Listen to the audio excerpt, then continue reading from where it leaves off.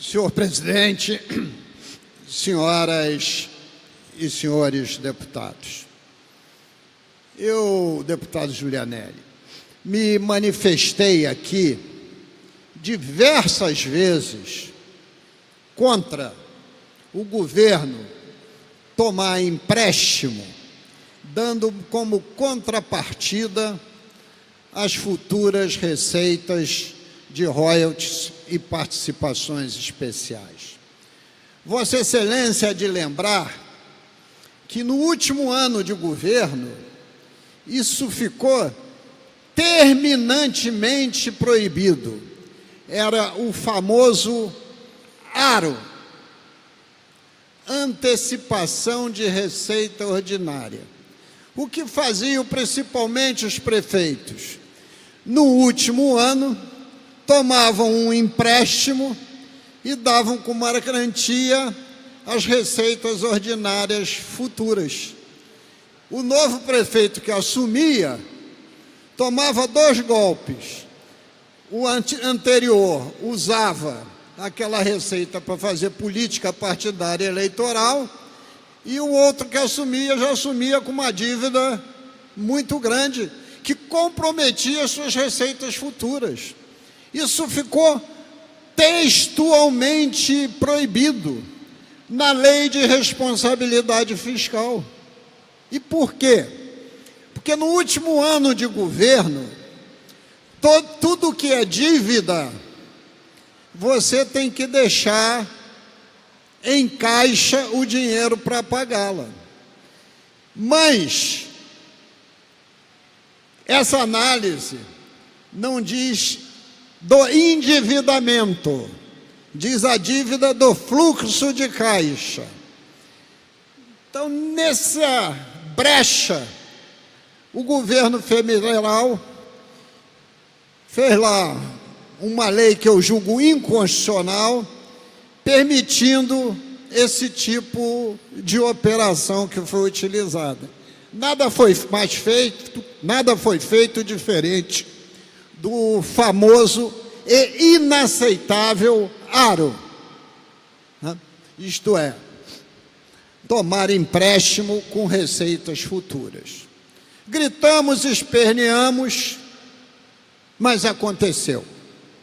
O Ministério Público Estadual, antes de acontecer, foi à Justiça para pedir um liminar contra a operação.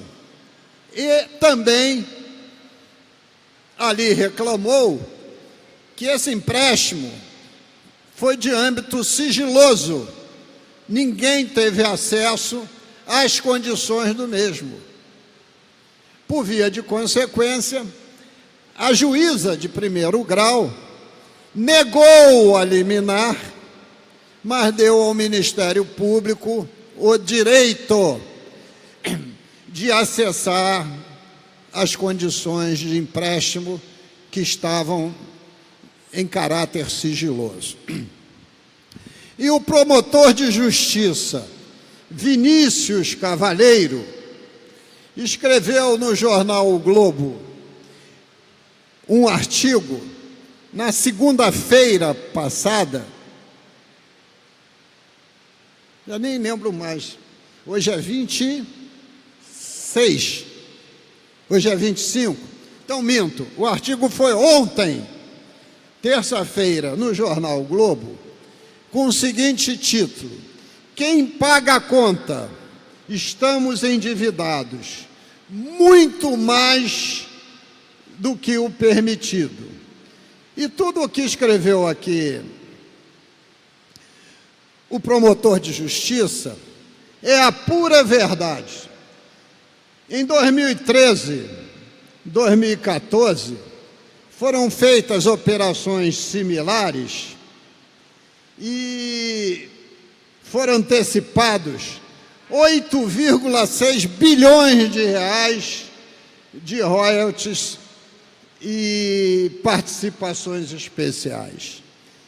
E esta antecipação, quando o barril do petróleo estava a mais de $100, nós tivemos que pagar essa conta com juros e correções extorsivas em moeda estrangeira, quando o barril caiu para menos de $40.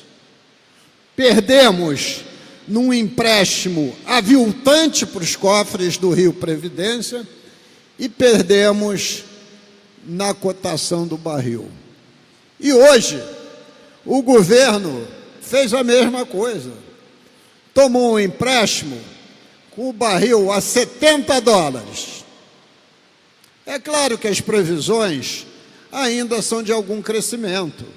O barril hoje deve estar na ordem de 7,4. Temos lá um problemaço na Síria, onde é o escoamento dos dutos do Oriente Médio para o mar. Mas é previsível que o preço do barril não avance muito mais do que 7,5, no máximo estourando 7,8, 78.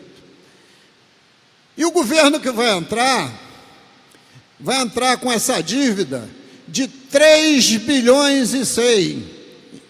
O dólar continua a subir também, porque foi 600 milhões de dólares o negócio. Seguramente, o risco Brasil e o risco Rio de Janeiro deve ter levado a condições desse empréstimo à estratosfera. Ah, mas dirão outros, mas era necessário pagar o 13º? Era, mas não com empréstimo em cima de receitas futuras, porque faltará para pagar salários de inativos e pensionistas no futuro, porque é do royalties da PE e da participação especial que se capitaliza o Rio Previdência. E aí, deputado, eu não sou muito chegado a isso, mas a citar elementos bíblicos. Mas encontrei ontem, casualmente, na internet, a parábola do construtor da torre. O deputado Jânio Mendes, que é um conhecedor profundo do texto bíblico, a parábola do construtor da torre está em Lucas 14, de 28 a 30. Diz essa parábola, muito interessante. Qual de vocês, se quiser construir uma torre, primeiro não se assenta e calcula o preço, para ver se tem dinheiro suficiente para completá-la? Pois, se lançar o alicerce e não for capaz de terminá-la, todos que a virem rirão dele, dizendo: este homem começou a construir a torre e não foi capaz de terminá-la. Ora, então o que fez o governador Pezão? Tomou um empréstimo. E pior, que ele sabe que quem vai pagá-lo não é ele. E ele sabe também que este empréstimo não dá nem para construir o alicerce que fará a torre, e vai deixar para o próximo governante a conclusão do alicerce e a construção da torre. Mas com que recursos? Se os recursos estão sendo antecipados exatamente para garantir esse empréstimo. É realmente inacreditável. Não há como, e não adianta o governador dizer que não vai se interessar mais pelo processo eleitoral. Independente das questões jurídicas aí, de outras investigações, não é possível que o parlamento fluminense continue a aprovar contas do governador, que serão seguramente rejeitadas pelo Tribunal de Contas do Estado, e ele já é improbo, exatamente por essas decisões sem fundamentos. Improbo, queria aqui dizer, porque ninguém é obrigado a conhecer os vocábulos jurídicos, mas também é um vocábulo bíblico, deputado Jânio. Improbo é aquele homem que não se porta corretamente dentro das normas e das leis, que é o caso do presente governador.